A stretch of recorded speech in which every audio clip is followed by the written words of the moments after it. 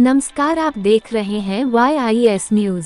स्तन कैंसर की मरीजों को रामपुर में ही मिलेगा बेस्ट इलाज। मैक्स कैंसर केयर ने शुरू की OPD। स्तन कैंसर के मरीजों का अब रामपुर में ही इलाज हो सकेगा। गाजियाबाद के वैशाली स्थित max institute of cancer care ने रामपुर में ब्रेस्ट सर्जिकल ऑन्कोलॉजी OPD की शुरुआत की है। ये OPD रामपुर के ईश्वर नर्सिंग होम के साथ मिलकर शुरू की गई है।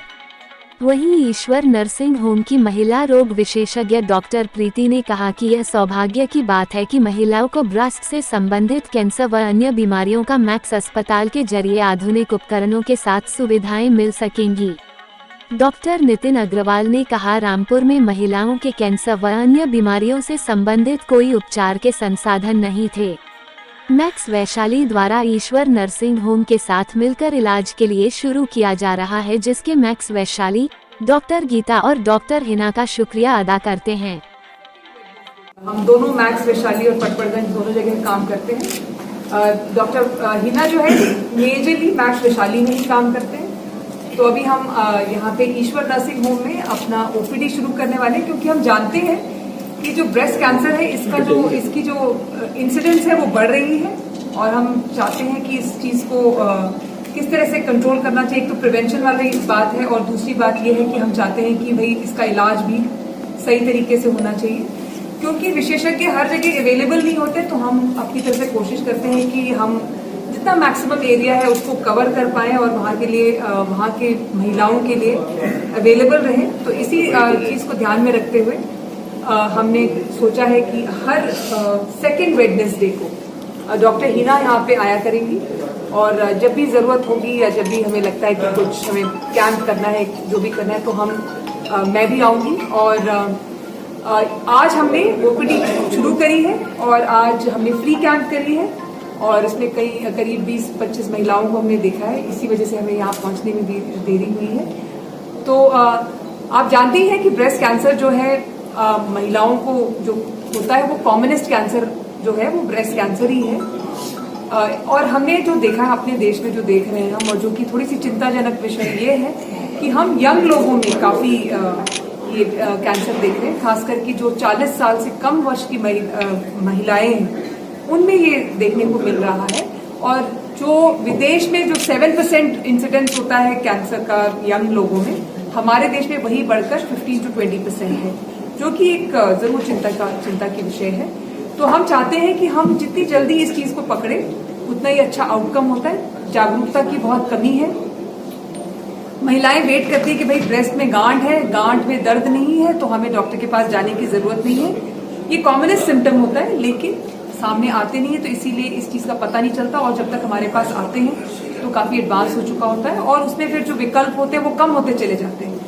तो जितना हम इस चीज को अर्ली पकड़ेंगे और जितनी जागरूकता फैला पाएंगे, जितना हम महिलाओं को बताएंगे कि अपने आप को जांचना कितना जरूरी है, जिसको हम ब्रेस्ट सेल्फ एग्जामिनेशन कहते हैं, जिसको नियमित रूप से करना चाहिए, तो ये चीजें नहीं होती हैं। तो यही चीज डॉक्टर हिना यहाँ पर इस चीज का भी बहुत ज्यादा प्रचलन करना चाहेंगे कि भाई अपने बारे में, अपने शरीर के बारे में जागरूक हो, ताकि जल्दी से जल्द इस बीमारी का पता लगा पाए और उसका इलाज अच्छे तरीके से हो पाए।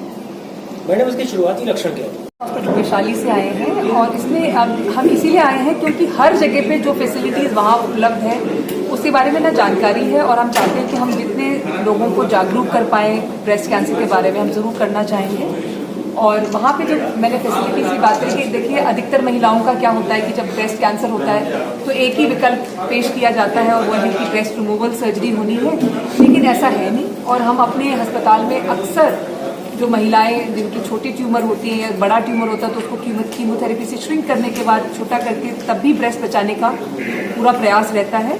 और सिर्फ ब्रेस्ट बचाना ही नहीं, बल्कि हम उस ब्रेस्ट को रीशेप भी करते हैं। तो ब्रेस्ट को रीशेप करने का मतलब होता है ऑन्कोप्लास्टिक सर्जरी, जो कि आप हमारे पूरे देश में भी 10% से ज़्यादा लोग नहीं करते हैं, 10% से ज़्यादा डॉक्टर्स या सर्जन्स नहीं करते हैं। तो हम ये फैसिलिटी भी हमारे यहाँ पे उपलब्ध है। इसके अलावा जैसे मैंने आपको बताया था सेंटिनल लिम्फ नोड बायोप्सी के बारे में, जिसमें कि क्या है कि जो मरीज है जिसमें कि हमें कर्श से लिम्फ नोड्स निकालनी पड़ती हैं, तो वो सारे लिम्फ नोड्स ना निकाल के जिन मरीजों में अर्ली स्टेज डिजीज होता है, उसमें हम सिर्फ 3-4 लिम्फ नोड निकालते हैं और उसी समय ऑपरेशन के दौरान ही टेस्ट कर लेते हैं, देखते हैं कि बीमारी वहां तक पहुंची तो नहीं है, और अगर नहीं पहुंची तो हम सारे लिम्फ नोड्स नहीं निकालते। तो इसमें से क्या फायदा है मरीज को कि बाजू के स्वेलिंग का रिस्क घट के 5% से भी कम हो जाता है, जो कि सारे लिम्फ नोड निकालने से लगभग 20% के करीब उसका रिस्क होता है। तो ये एक बहुत बड़ी उपलब्धि है, क्योंकि ये बाजू का स्वेलिंग जो है ये मरीज को काफी तंग करता है। रामपुर में खोलने का क्या रीजन है मैम एक्चुअल में, ये इसका